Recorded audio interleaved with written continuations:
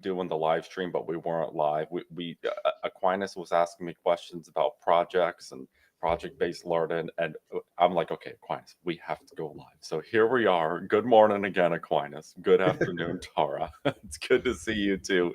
If you've got your mug, your cup, your chalice, let's raise them for a simultaneous sip. 3, 2, 1. Cheers. Oh boy, Aquinas, I'm so excited whenever I get a chance to talk to you because you're so good at you're very cerebral and you really enjoy getting into some of the nitty gritty of education topics. I find it so difficult and fun and challenging to discuss education because at some level everyone knows education. And so it's something where even if I meet someone on the street and I'm asking them about what does it mean to be life ready, that was a question that I would go around asking people as part of it. It wasn't technically my research question for my doctorate program, but that's kind of what it became in a nutshell at some level. And parents know they know what they want for their kids. At least they can express it in some way. But I love how you bring so much experience to the table, Aquinas. And you were even asking me, okay, what is the value of project-based learning? Because I figured we come on today and think about at Weekwell School based on just our experience. And this will be a different conversation, I think, if Sume, Isla, Joe were here and other folks who've been around longer than us, which actually makes it a bit of a challenge for us because we're not the OGs. And so it's almost like, do we really know Weekwell School at some level? And so I think this will be a really fun conversation. So thank you for coming on, Aquinas. And I'd love to get right into it because we've all been on this live stream before. What do you want to get into about projects, curriculum, instruction, assessment? Anything we could do a deep dive into, Aquinas? So, I mean, I guess if you're willing to, revisit what you said, before air, as far as like, what's the case for project-based learning? I don't know if you need to, say that again because now we're live, but like, make your case. Like, why is that truly beneficial for kids, or the way, or a way better way, considering, there's, unschooling and classical education and Montessori, and uh, some of those are kind of curriculums, some are frameworks, some are actually pedagogies. But why projects? Like, how is that so beneficial to kids? Yes. So first of all, great question, because we do projects. We do creative projects at Weekwell, and I've been involved in several projects over the past year with the community. So I came from a public school and private school system that was not project based. First of all, I got really extremely an expert in producing math scores. I mean, like almost unprecedented efficiency with getting 100% of students, regardless of their ability level, their enjoyment of math. Part of it is that there's been a lot of research done in education about what promotes directly student learning. Although now I've got all sorts of issues with a lot of the validity of this research data, in that our measures have historically been what produces standardized achievement scores. And what I found that when I started engaging with Weekwell at the beginning of last year, um, when students were completing what we call projects, I ended up labeling this as like inverting standards. I was observing when students and adults, families, people were doing real world creative projects together. I just noticed over and over again that they were not just, let's say, achieving standards in any one academic subject, but that it was this beautiful, like outwards demonstration of, if you're completing a true creative project, there are several examples that I can come up with, but even just a math example that was more traditional, and not necessarily in the real world yet, but like Sume and Isla, for example, they were having this weekly math demo day where they were teaching each other math concepts that they were learning from their Khan Academy curriculum. Which to me that's sort of like a halfway, almost like an in between for what really is a creative project. But I thought it was a really cool concept. It was not possible for them to learn those math concepts truly until they taught it to each other, until they had a social defense of what they learned and something that they decided on. They chose which direction to go with their learning, and then they presented a project about it. But even that, to me, what wasn't even like a full project like what we did at the academy this week, where I was telling you, where we went out to the park. An 8-year-old realized that when he pulls himself in on this little merry-go-round, that he goes faster when he's spinning, and when he pushes himself out, he goes slower. It's that centripetal force concept.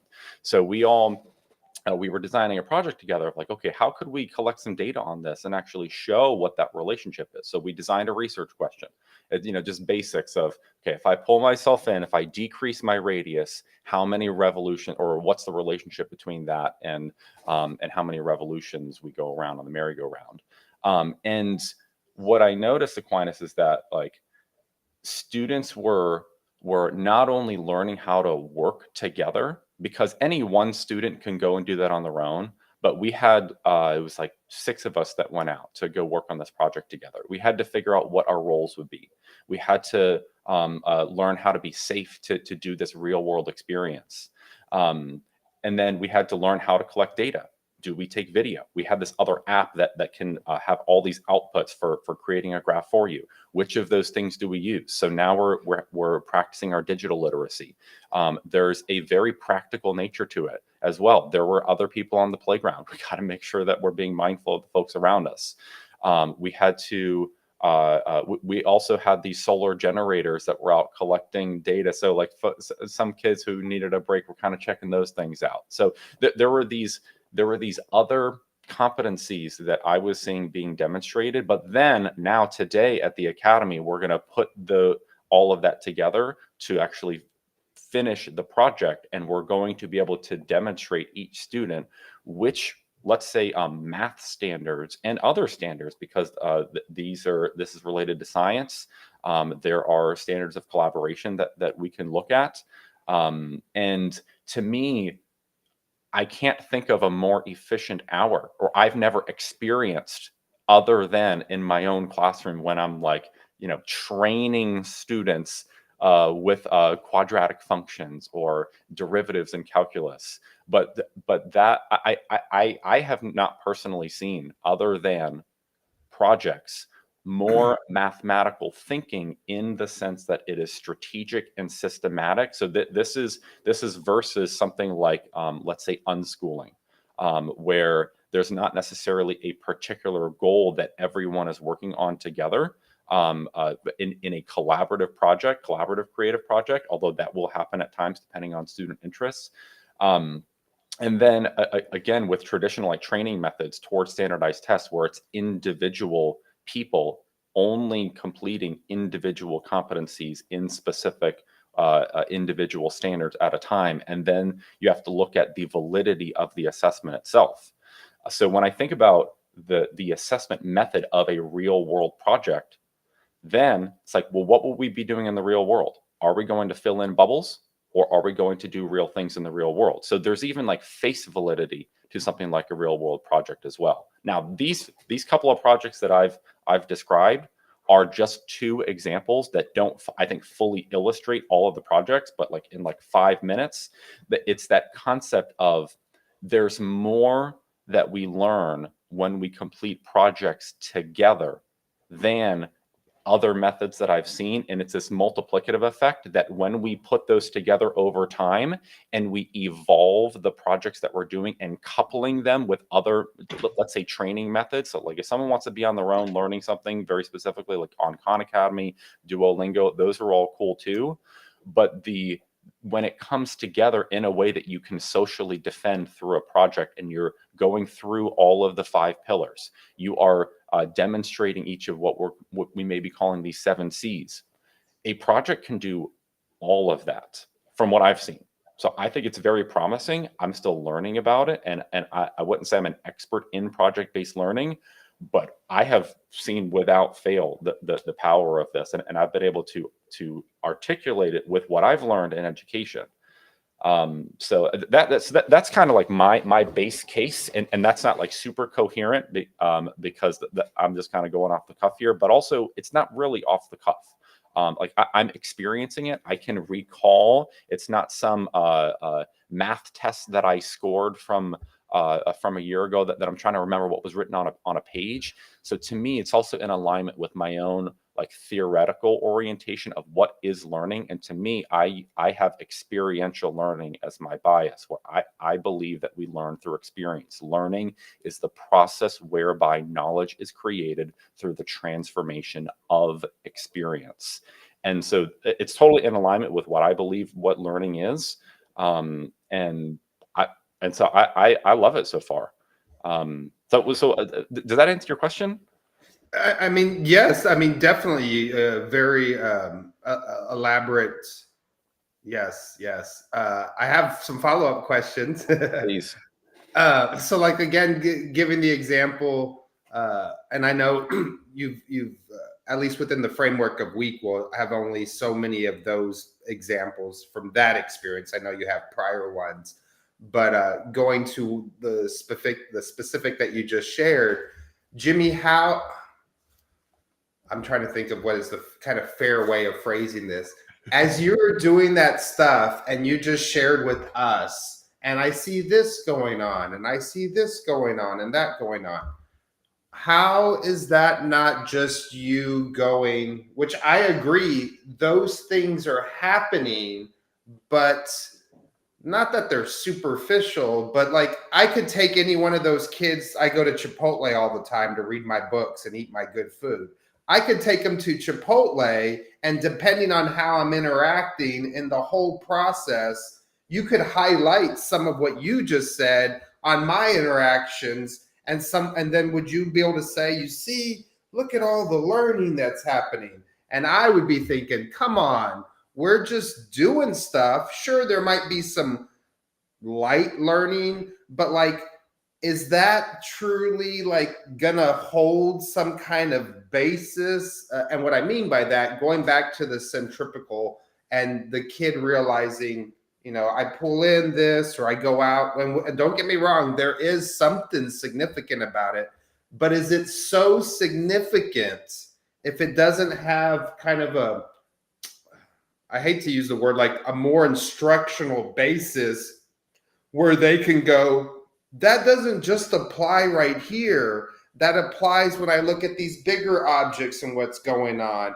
or in this realm. But not only that, do I really know that if I don't know what the more fundamental ideas or mathematics or mechanics that underlie that? Can I really say that I know it? Or am I just having some familiarity with it? I'm a little more experienced about it. Sure, I have a general idea, but if someone really put me on the spot to that kid and gave me some other potentially related examples of mechanisms, would I be able to really identify that? Would I be able to really say that is actually very similar to that versus, oh no, that's a whole different principle involved? Like, will that kid have, I guess, that deeper understanding? And when I say deeper, I don't know, maybe it's like just transferable.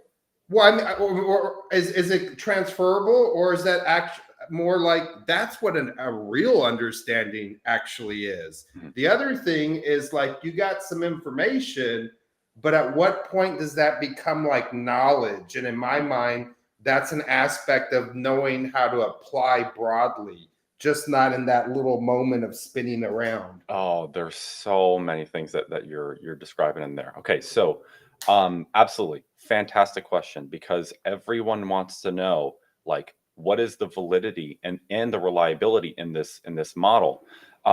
So there are a few things. One, you were talking about memory in part. Like, will people even be able to remember what they learn and then go out and transfer it?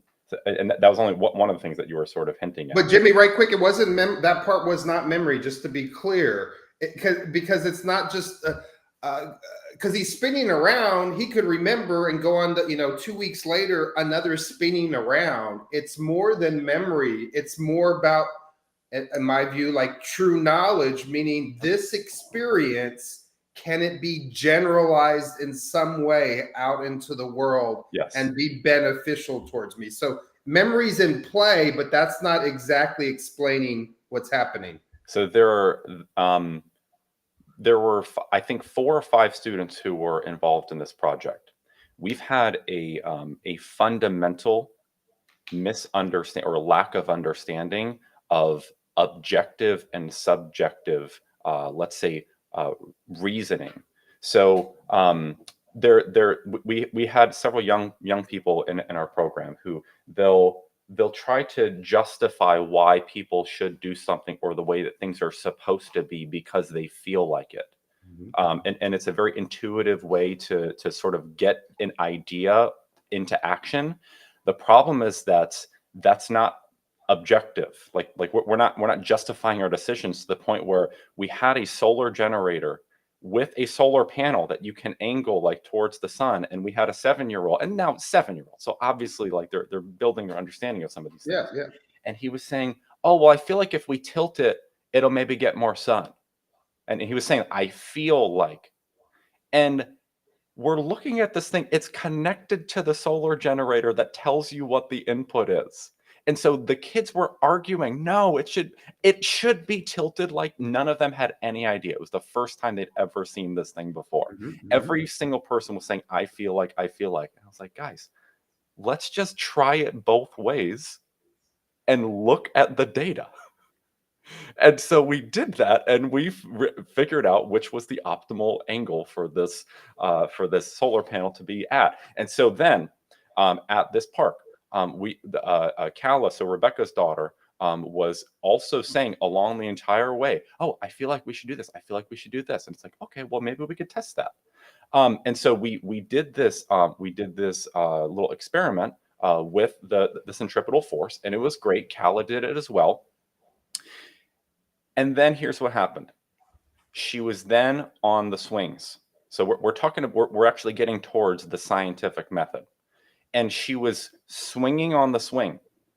And all of a sudden, she starts proclaiming to everyone. She's like, "Hey, everyone, I noticed that when I'm swinging, if I have my legs totally out, I'll kind of be lifted up out of my seat a little bit, and it's almost like I'm in the air, and then it's super fun, and then I'll like crash back down on the swing when I go back down. But if I bring my legs underneath of my butt," she wasn't saying those exact words, but I'm trying to describe it for you, "then it doesn't do that. And look, it keeps doing it." And I'm like, yes, Calla, that you're actually using mathematical thinking and kind of like science to it's like a mini experiment that you're doing, and that's really cool. That is so much different than, "Oh, I feel like if I do this, then this will happen." And the entire conversation and throughout this centripetal force, she was even really struggling, just like what I was saying. She was saying, as we were going around, she was trying to articulate, as Soren was going around, how fast it was going. So one kid said a certain miles per hour. Another kid said revolutions per second. She said 6 out of 10. And to me, I'm like, wow, there's such misconceptions. But also, this is the basis of the conceptual change model of instruction.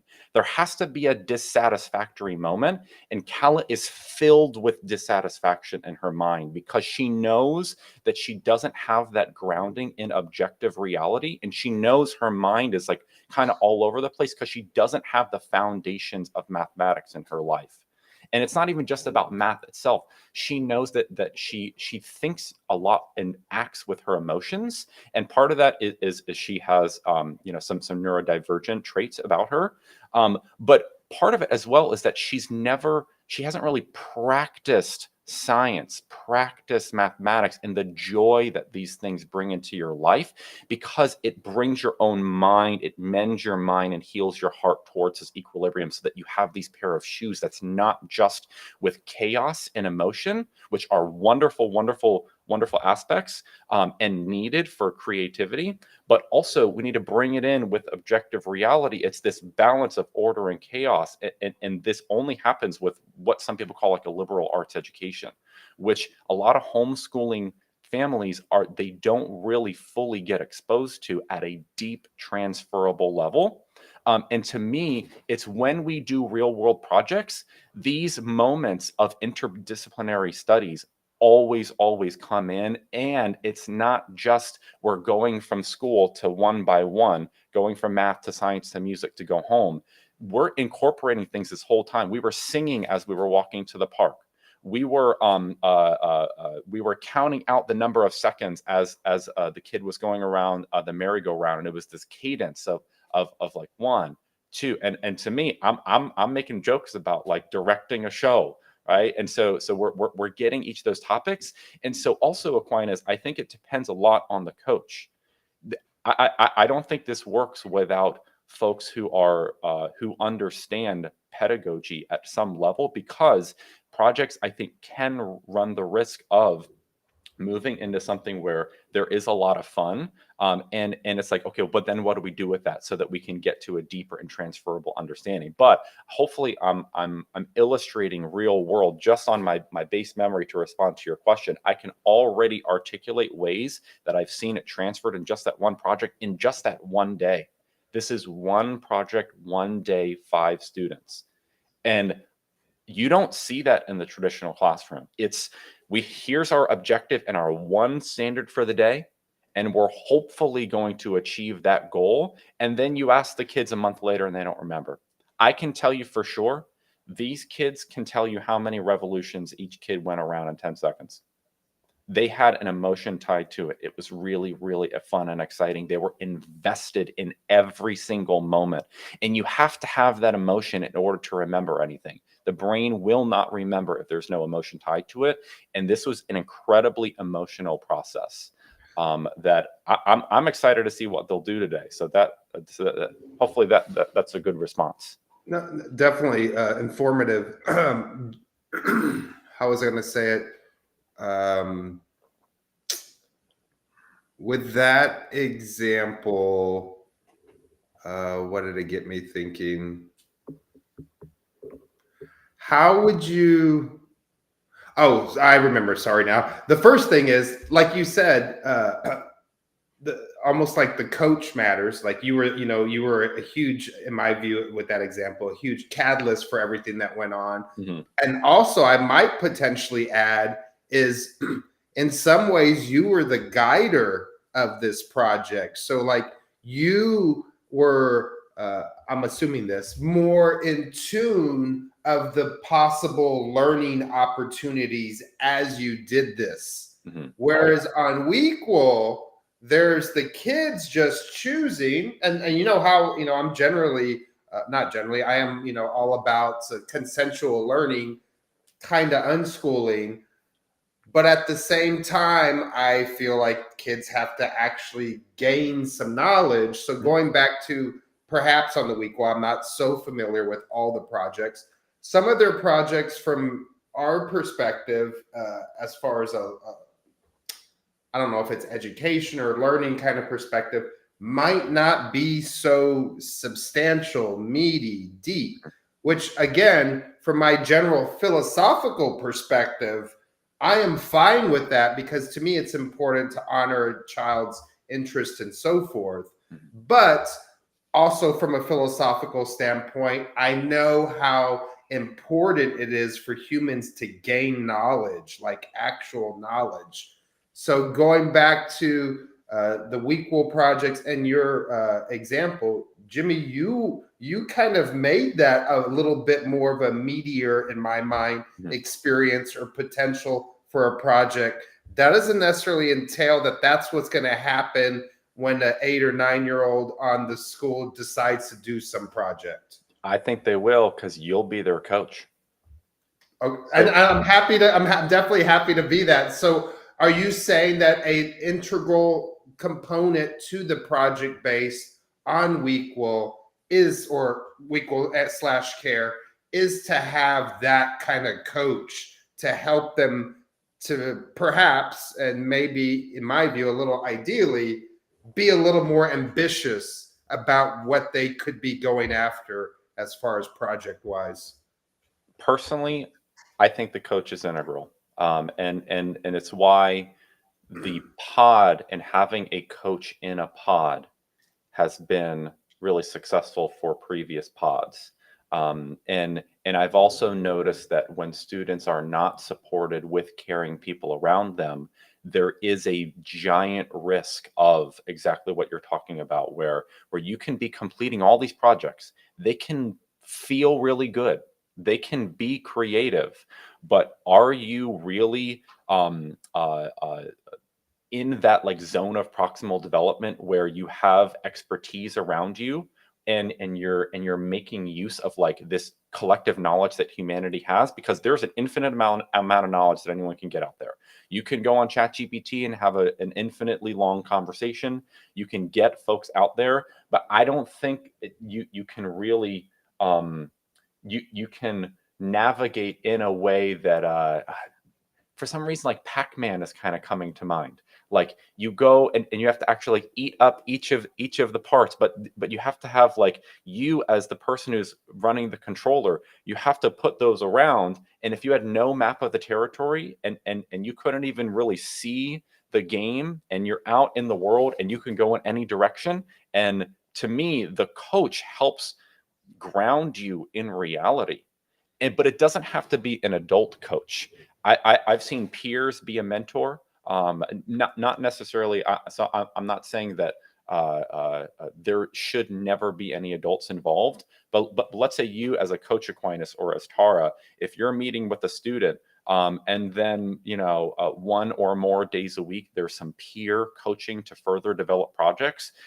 I've gotten some really valuable coaching from Sume and Isla. They're young people, but they are also experts in so many areas. And even we have a student who's created a paid club service for studying. She's a 4.0 student. I'd be interested in seeing what I could learn from her.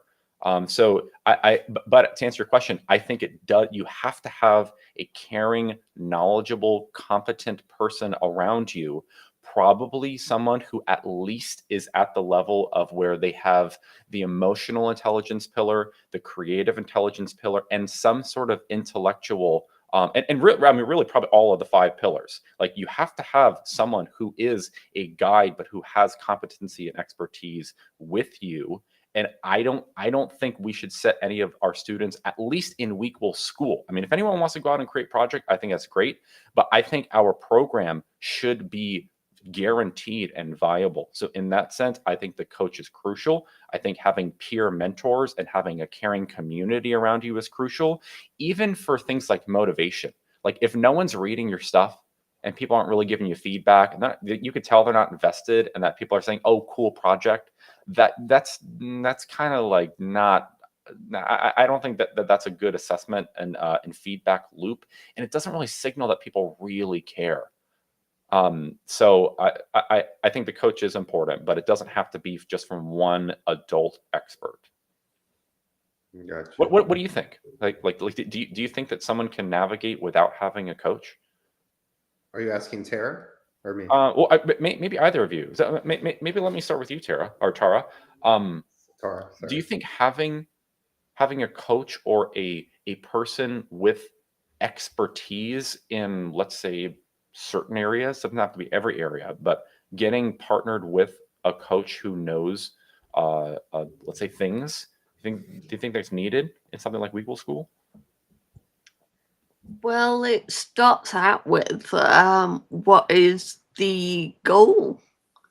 Like if you are trying to learn a specific thing, then somebody coaching you who already has that skill set will obviously be very helpful in that process of teaching you how to do it.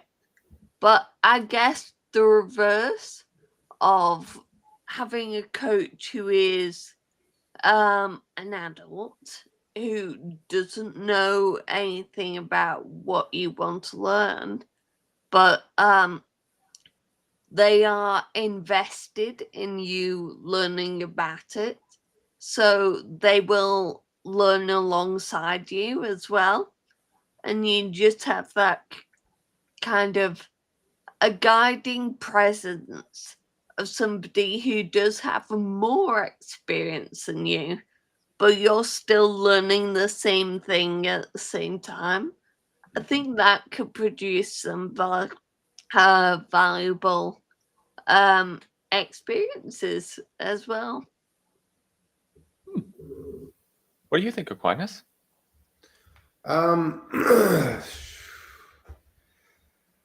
It's because, like I've said, just to make clear, like I am supportive of equal of care education, obviously, broadly supportive of the project-based learning.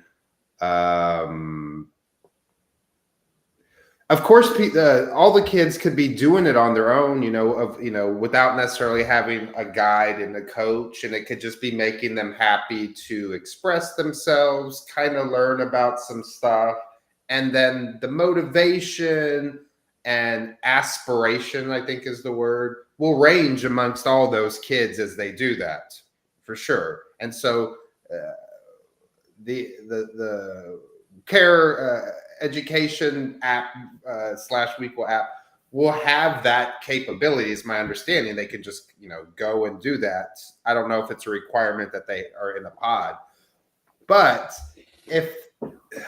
if there could be or were adults connected with the pod as those kids are doing stuff, always got to be careful. Like, is it trying to, with the adult being there, kind of thinking in their own head, am I trying to get them to do a thing, but they really want to be doing this? So I almost have more of an agenda, so to speak. So I can go, I need to make sure that that's truly learning. Or is it about they are just doing their thing and I'm there to then pull out,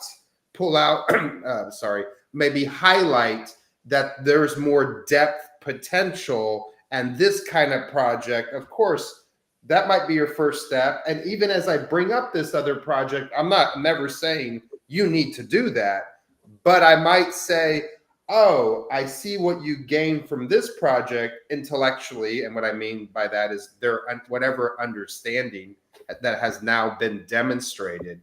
But I might go, and I guess it'd have to be on some based on some experience to be able to say this to the kid, go, you seems like you understand. It might just be tentative. We won't necessarily know for sure for a few weeks if you retained it. But if you did this other kind of project, at least from my adult perspective, that is requiring a little bit more of you intellectually, and if it was of this kind of project, it's more kind of all-encompassing about whatever that initial general idea. I know I'm being a little abstract here, Jimmy. And if you were to decide to do that one, that's probably going to be more likely to cement in your mind whatever those concepts were from that initial project. So what you're saying is valid. And I had very similar concerns. I also think that what I've observed and what I've learned in the last year, there does also seem to be an order of operations to get kids to be more self-directed. And it's also a misconception that intellectual intelligence is the meat. It's not necessarily the meat, because just for example, we have a student in our academy right now, knows so much about science. She does a curriculum called Time for Learning in addition to her time at the academy. And she can tell you all about the brain, all about psychology, lobotomies, all of these things. And she struggles to choose what to learn and how to connect with human beings to the point where, unless it is what she is personally passionate about, she really struggles to express her learning in almost any meaningful way, because she has not practiced the expression skills to communicate herself. And so that's one thing. Another thing is that what we've observed, and what I've learned from many conversations with Joe Sime and Isla and others, is that at the beginning of this process of learning how to complete projects, learning self-direction, there's kind of like, it's so freeing that it really is very valuable to get the kids to just love learning, and to be doing that About Me project, and to be, even if someone is really interested in a super niche topic, like some political theory, or some social But, issue, or butterflies. What if they're just really butterflies. interested in butterflies? Every single thing about Weequal is so novel to everyone. And just the idea of completing projects, that is a great scaffold to then, it's like once you write enough about butterflies, you don't get tired of it necessarily, but you naturally, that novelty wears off, and there's only so much left to learn versus other things that come up in your life. After 6 months, there's going to be a new world event, or a new technology, or something that you got for Christmas that just sparks your interest. And now all of a sudden you're really interested in ballet, or you're interested in whatever the thing is. And I have never seen anyone, at least in the last year, explore their genuine interest and passion and not get value out of it. And once they write about it enough, they move on to other topics with exposure and guidance from other people around them. Because at the same time, you're not only completing your own projects, you're attending other people's demo days, you're giving feedback, and you're completing collaborative projects on shared topics of interest. That, so maybe it's not about butterflies, but maybe you went to the park with us, and you helped collect some data. But then, as you're on the swing, you had another idea for a related project about motion up and down on the swing. Like, this is what happens when you have that balance of your own goals, but you're socialized that exposure with other people's genuine interests and passions. What I've seen over and over again is, even parents, they love that their kids are surrounded by people who are all running towards their own goals, because that's not what you see. You don't see other kids in traditional schools surrounded by people who are doing their own passion projects. Every single person is there to get mine. And it is really, really demoralizing, because there's no reason why would you turn over to your friend and help them on a traditional math assignment. There's no incentive for that at all. Schools are not designed like that. But you know that that person is going to be in demo day at Weequal. You know that that person is going to be a potential partner for your next project. You know that this is someone that you want to see lifted up, and that, like, there's also there's no grade or outside incentive. It is very, it's almost more obvious, because you can see the outcomes of, are you driven to learn? But then once you demonstrate socially, we as experts and as a community can still give that expert feedback. And if they want to keep pursuing that, I think that's great. We can nudge them. But at the same time, that I think that love of learning, like, these kids are probably going to live till they're over 100 on average. We know that life expectancy is growing greatly, and we have no idea if butterflies are going to be the next big thing to understand in 20 years. So if a kid wants to learn, I think we give them those foundational skills of what is going to help them learn almost anything that they could. And I think being in the real world seems to be the only vessel that makes any objective sense.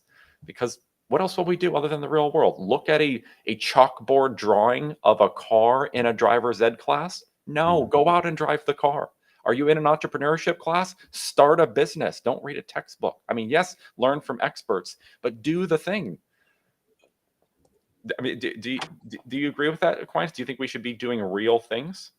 No, yes, for sure. I'm trying to think of what's going on. And well, obviously, I know part of my thing today, I told you I'd be like a little devil's advocate. Obviously, that doesn't mean I'm that I am trying to shoot down any of this, because I am not on board with so much of it, if not all of it. Get it.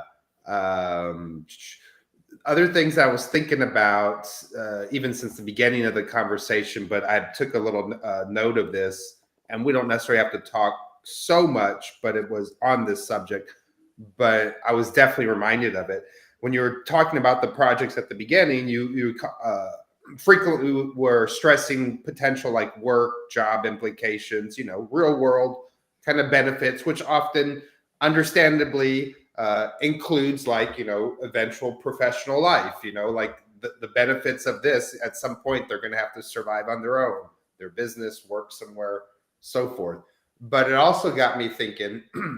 Ever since the ancient Greeks, even there's been, and maybe even more so in America, that these two aspects were in great consideration, or as the serious goal was the kids are learning and there's job implications.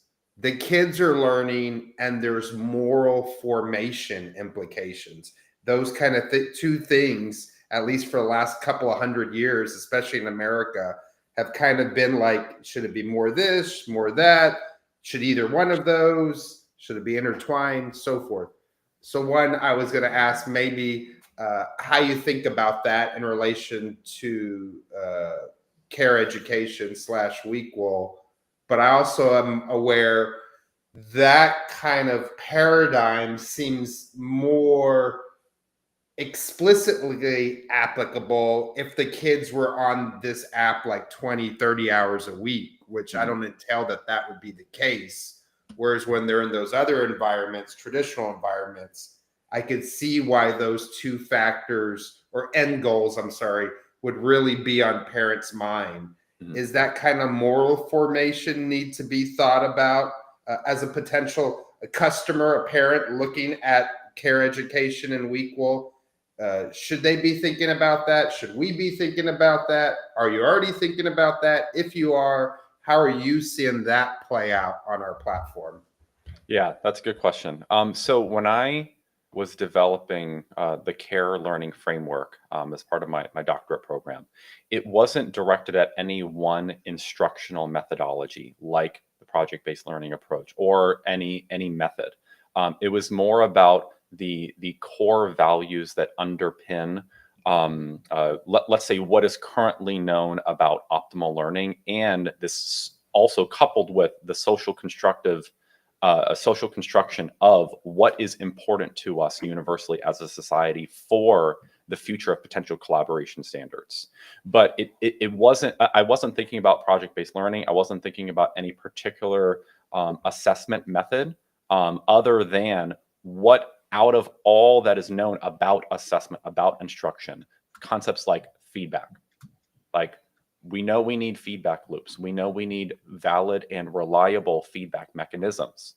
We also know that regardless of the instructional approach, there needs to be some sort of personalization or differentiation and scaffolding process, because we know that we all learn when we have an optimal level of challenge. We call it the zone of proximal development, where you're not bored because that's a stress state, but it's also not overly frustrating. That's also a stress state.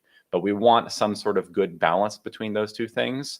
And so it's some like almost like first principles of curriculum instruction and assessment in that sense.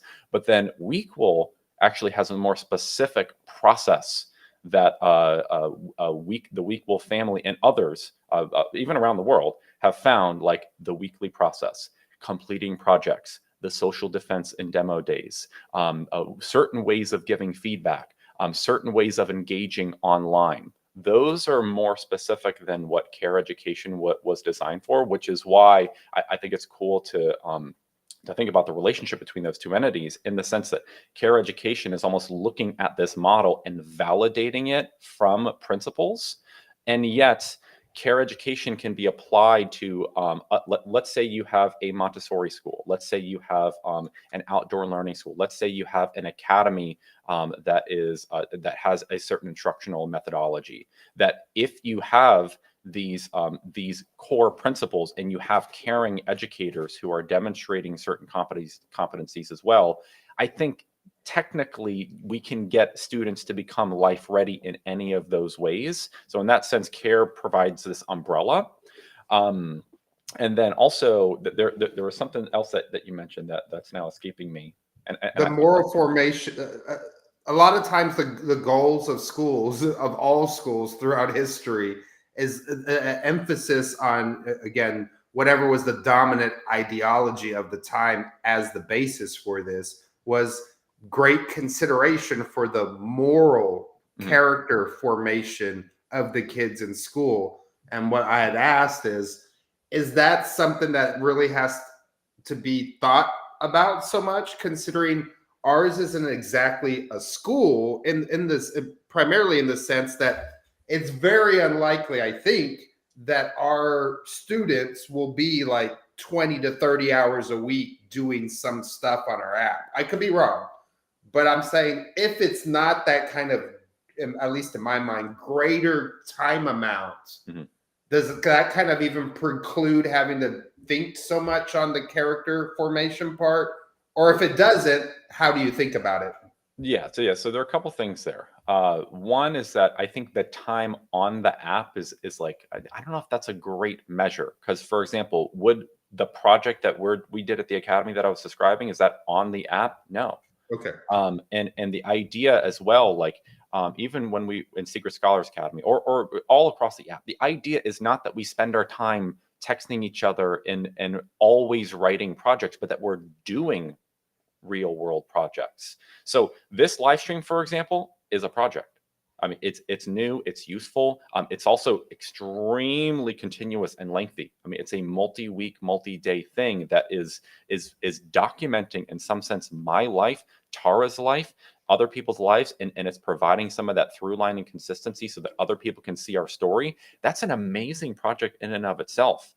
So it's not even just about being on the app, although we need some way to bring it all together and communicate with each other. But it's tricky to say something like moral foundation, because, you know, Jimmy, right quick, not foundation. I was saying formation. Oh, sorry, formation. The aspect where the owners or creators of the school are giving great thought, if not, you know, in the actual schools in the past, even current, with lessons. But they're definitely thinking it is important that the students develop a character of a certain sort, and usually that certain sort has been the dominant ideologies of the different eras in history. Yeah, this is delicate, but I'm going to go full in and answer your question.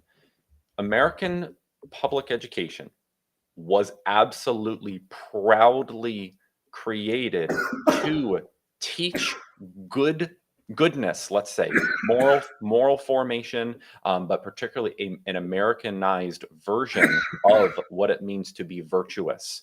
And that was explicitly baked into our curriculum, and now even the professionalization of teaching. So even in the 1890s, I've mentioned this Big Ten committee was majority university presidents who came together and said, look, we think that every single American will benefit from effectively a pre-university structure that is in alignment with this Prussian factory model of education. Because when it comes down to it, you know, we want some students to potentially go to university and take these amazing courses, including like divinity.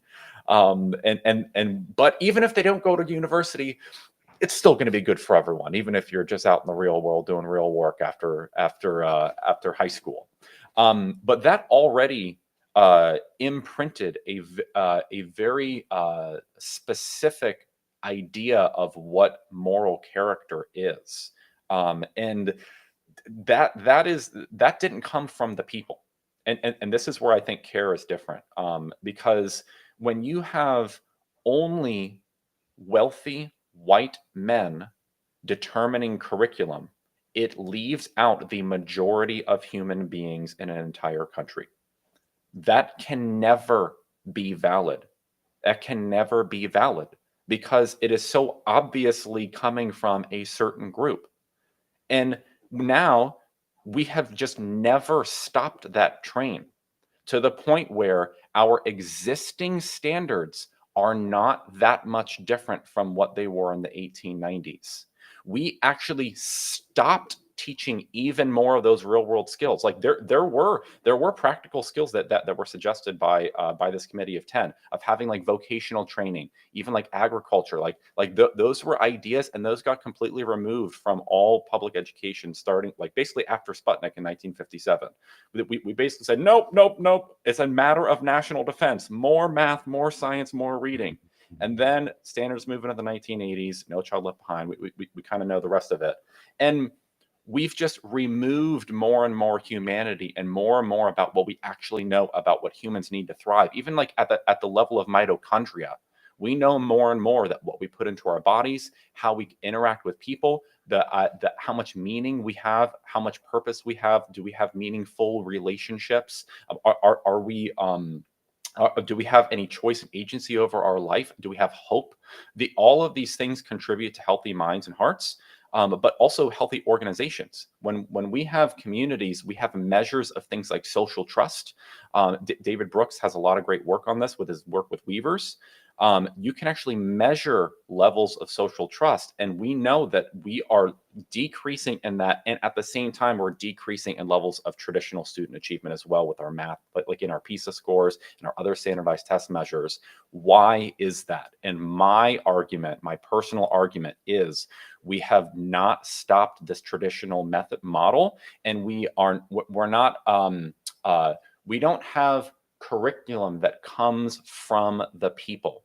We want to be free, but we don't have an understanding of what education might even entail, because we've never allowed ourselves to dream together. And what I have tried to do is I try to remove myself from the equation as a researcher. Like anything that came out of CARE, I mean, yes, it has my biases, but it was a synthesis of what thousands of people have contributed to as to what are these core values that underpin better living and learning together.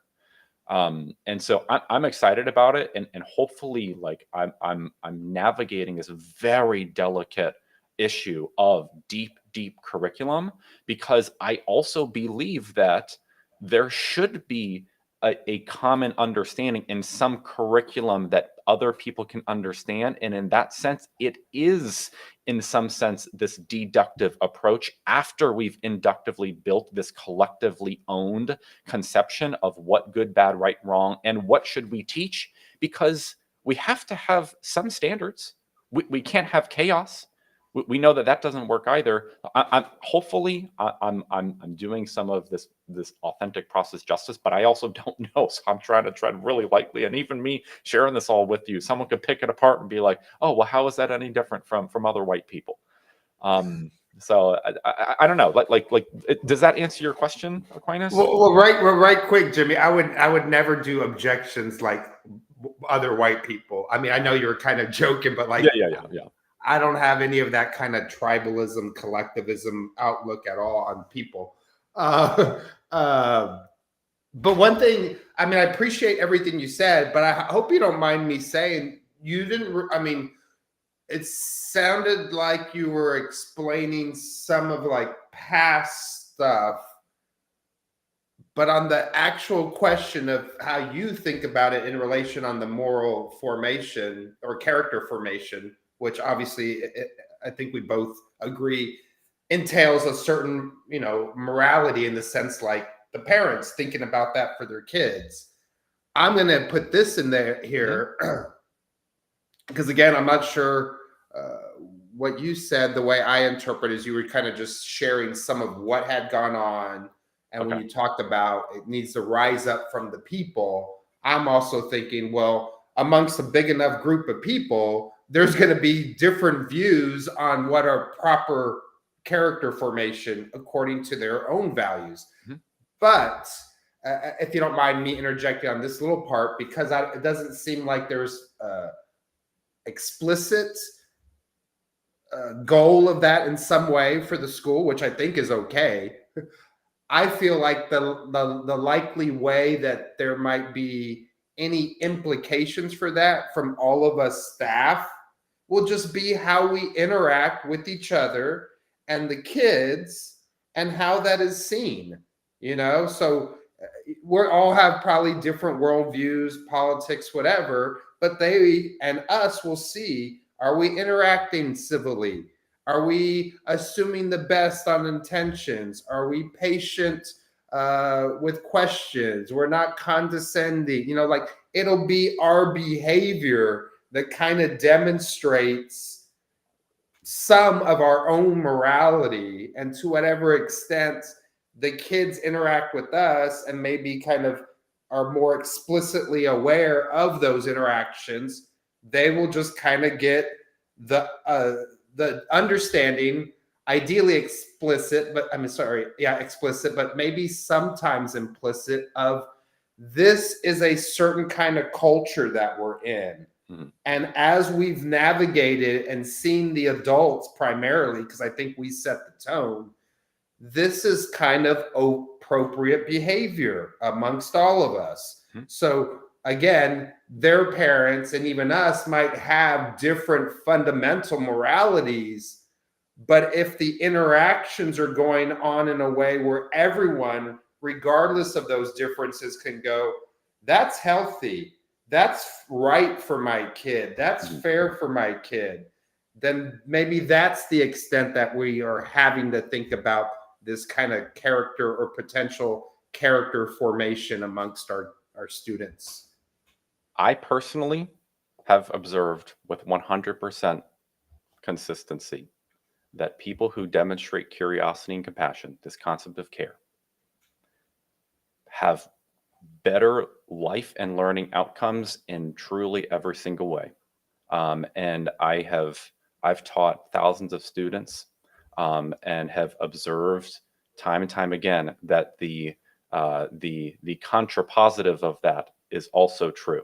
So when we don't have students who are well, I guess this is the inverse, right? So when we don't have students who are demonstrating curiosity or compassion, that's the opposite is also true, that they don't have the same learning and life outcomes.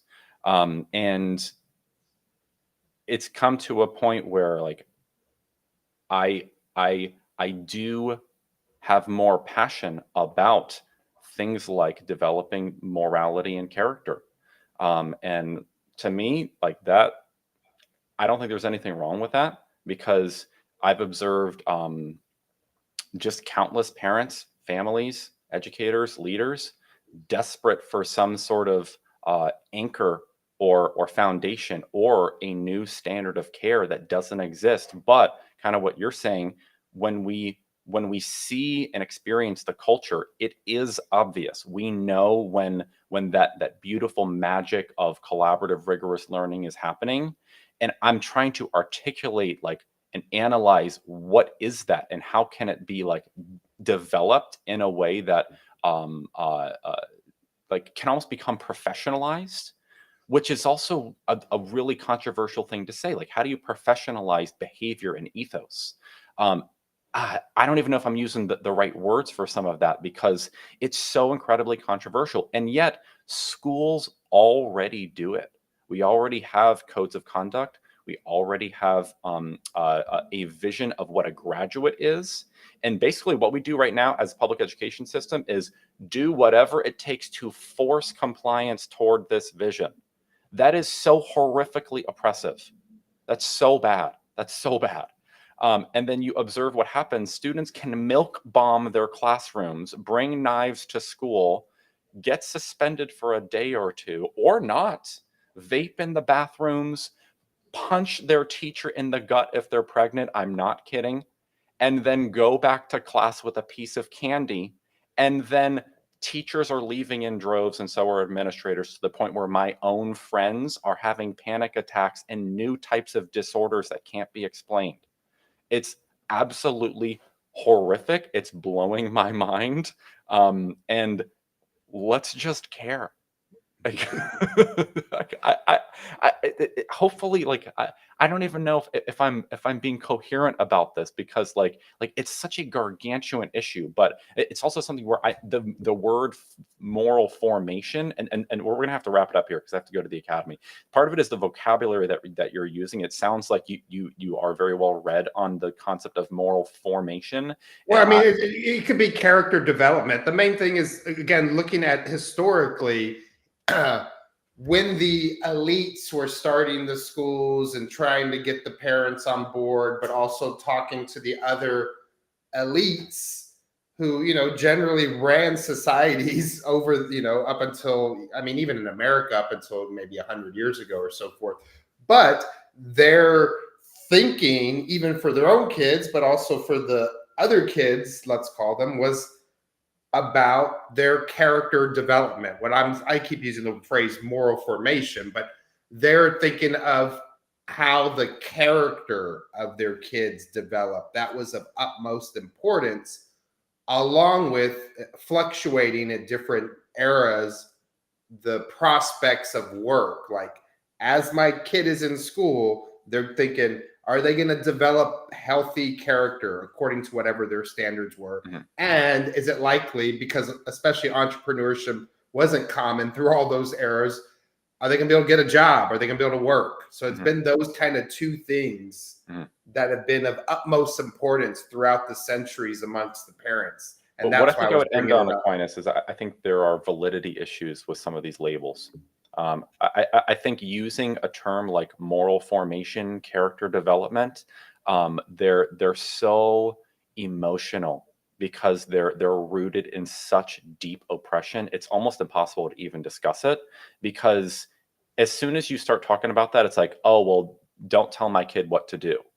But again, you look at the current public school system and they do the exact same thing, but they don't call it moral formation. And so it's also tough because like you could also use the word culture or collaboration or I use the word ethos. I would also just take the words that I said in this transcript of what am I observing other like actual students doing where they're you can tell they're benefiting in an academic and social emotional sense toward the pillar of emotional intelligence directly because of this curriculum instructional methodology. And to me, that's very hopeful because it's in alignment with educational research that is secular. Like I'm not a member of any religion, so it's tough for me to even use words like morality because I don't have like a religious text that I base it off of. So and that's part of my bias. And it's also No. But I was going to say, religion doesn't have a monopoly on morality. If you study history, there's other moral codes out there. There was Stoicism, there was Platonism, there's others out there. So I was just saying, in some ways, Jimmy, I wouldn't, maybe a suggestion, like you don't have to shy away from morality. In my view, everyone has to have a moral code because you got to figure out how to navigate life. What I hear you saying, I think, is but not all moralities are religious based. There are other ones out there. I think I have a thing or two to learn from you about the concept of morality because Okay. I know what my parents taught me. I also have like let's say training in philosophy, but from in my education programs. But I don't know that I fully understand the concept. I mean, I can tell you what I think good, bad, I right, and understand. wrong I is. get you, Jimmy. I appreciate that. So I hear you. let's keep this conversation. I could talk about this for hours, and I love that you're challenging me, Aquinas, because I also want to keep putting myself out there because this is very emotional for me, and I feel like I'm gonna just learn so much from just this conversation, and I'm gonna listen to it back over again. I say we do the same thing this time next week. All right. Perfect. All right, and, Let's and do so it. thank you so much, Tara. I know Aquinas and I kind of nerded out, and he's grilling me a little bit, but also Yeah, helping teach me. I'm sorry too, Tara. Please, next time, especially if Tara is here, Tara, on all the things I was talking with Jimmy, I would love to hear your perspective or your challenging of me or questioning, whatever. Oh yeah.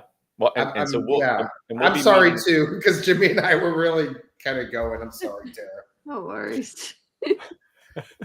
Well, let's leave it there. We've got our faculty meeting at 5 p.m. All Eastern right. Standard Time. So I'll see you guys then if everyone can make it, and have a great rest of your day until then. All right, you too. Bye. Bye.